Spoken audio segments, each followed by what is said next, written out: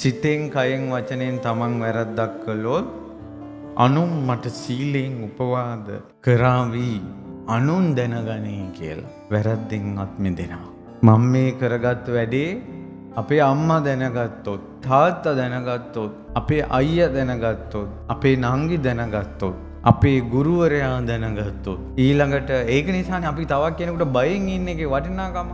අම්මට ගොඩාක් බයයි නම් ඒ හේතුව නිසාම පව්වල කියනවා. තාත්තට ගොඩාක් අපි බයයි නම් ඒ හේතුව නිසාම පව්වල කියනවා. මොකද බයයි ඒ වැරද්දක් කළොත් අහු වුණොත් කියලා.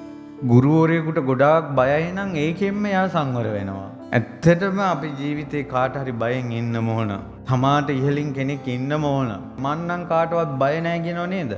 එයාගේ අතින් ගොඩාක් පව් සිද්ධ වෙනවා. එයාව කන්ට්‍රෝල් කරන්න බාහිර බලවේගයක් නැහැ. ඒ නිසා මේක අම්මා දැනගත්තොත්, තාත්තා දැනගත්තොත් කියලා අනුන්ගෙන් ලැබෙන නිന്ദා අපහාස හේතු කරගෙන මේ මිනිස්සුන්ගෙන් එක එක කයි කතන්දර මට අහන්න බෑ කියලා පව් වැඩ නොකර සංවර වෙනවා.